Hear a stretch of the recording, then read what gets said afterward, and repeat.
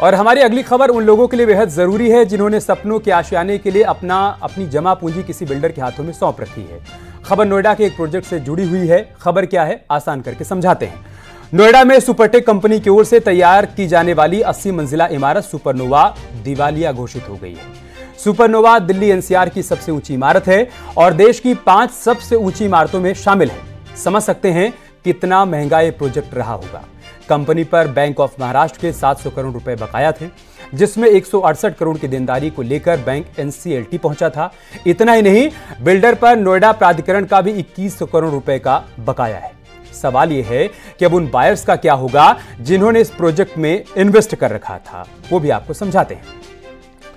पहली बात तो यह कि जिस सुपरनोवा प्रोजेक्ट को दिवालिया घोषित करने की प्रक्रिया शुरू की जा रही है, उसके बारे में जरा सा जान लेते हैं। सुपरनोवा 50 लाख वर्ग फीट में फैला रेजिडेंशियल और कमर्शियल प्रोजेक्ट है।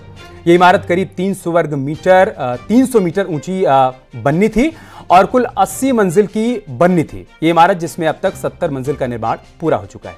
जरा सोचिए, प्रोजेक्ट आखिरी स्टेज में पहुंचने के बाद दिवालिया हो जाए तो निवेशकों पर क्या बीतेगी।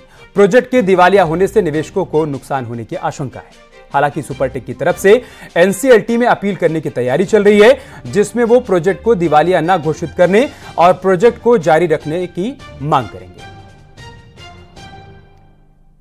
ऊंची मिक्स लैंड यूज 80 मंजिला सुपरनोवा दिवालिया घोषित हो गई है और इसके दिवालिया होने से करीब करीब 1000 से ज्यादा बायर्स है, उनको फर्क पड़ेगा। और इस समय आप तो तस्वीरों में देख सकते हैं, नोएडा में ये सुपरनोवा की 80 मंजिला इमारत तैयार हो रही थी और दिवालिया घोषित हो गई। दरअसल में बैंक ऑफ महाराष्ट्र से लोन लिया गया था, 168 करोड़ रुपए का ये ऋण था और ये नहीं चुकाया गया, जिसके चलते एनसीएलटी गए और एनसीएलटी में दायर याचिका के बाद आईआरपीएन नियुक्त कर दिया गया है। और अब ये पूरी जो 80 मंजिला इमारत आप देख पा रहे हैं, ये जो है वो दिवालिया घोषित हो गई है। ये सुपरटेक का प्रोजेक्ट है सुपरनोवा और ये एकदम प्राइम लोकेशन पे है नोएडा के सेक्टर 96 में। आपको बता दें कि ये 80 मंजिला प्रस्तावित थी, 70 मंजिला करीब बन चुकी है। साल 2011 में 70,000 वर्ग मीटर भूखंड आवंटित हुआ था और इसका भूमि का जो कुल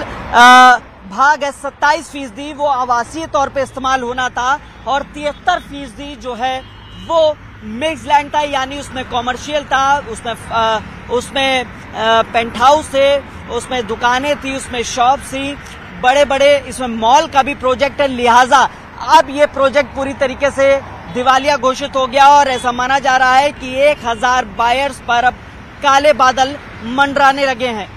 कैमरामैन विपिन के साथ हिमांशु शुक्ला, न्यूज़ 18 नोएडा। दरअसल बिल्डर जब भी दिवालिया होते हैं तो इसका खामियाजा छोटे छोटे निवेशकों को उठाना पड़ता है। खैर, सुपरनोवा बेहद लग्जरी और बहुत महंगा प्रोजेक्ट था, यानी इस प्रोजेक्ट में भी हजारों बायर्स का फंसना तय माना जा रहा है। अब तक 1000 फ्लैट खरीदारों को फ्लैट का कब्जा मिल चुका है, लेकिन कुल 2000 से अधिक फ्लैट बायर्स का पैसा यहां पर फंसा हुआ है। देश के मशहूर हस्तियों ने इसमें अपना पैसा लगा रखा था, फ्लैट खरीदे थे, क्योंकि यहां पेंट हाउस की कीमत 12 से 18 करोड़ तक है। बिल्डर दिवालिया होने से फ्लैट मिलने पर अब संकट मंडरा रहा है, जिससे सीधे वो लोग प्रभावित होंगे जिन्होंने यहां पर निवेश किया था। सुपरटेक बिल्डर इसी का प्रोजेक्ट है सुपरनोवा, लेकिन ये बिल्डर पहली बार विवादों में नहीं आया है। कब कब विवादों में आया है ये भी आपको समझाते हैं। याद कीजिए वो तस्वीर जब बहुमंजिला इमारत को कोर्ट के आदेश पर ढहा दिया गया था। हम बात कर रहे हैं ट्विन टावर की। तस्वीरें देखकर आपको भी याद आ गया होगा, जिस ट्विन टावर को गिराया गया था उसे भी इसी बिल्डर ने बनाया था। इसके अलावा सुपरटेक के करीब 18 प्रोजेक्ट अभी तक दिवालिया हो चुके हैं। आपने अक्सर सुना होगा कि फलाना बिल्डर, फलानी कंपनी दिवालिया हो गई है।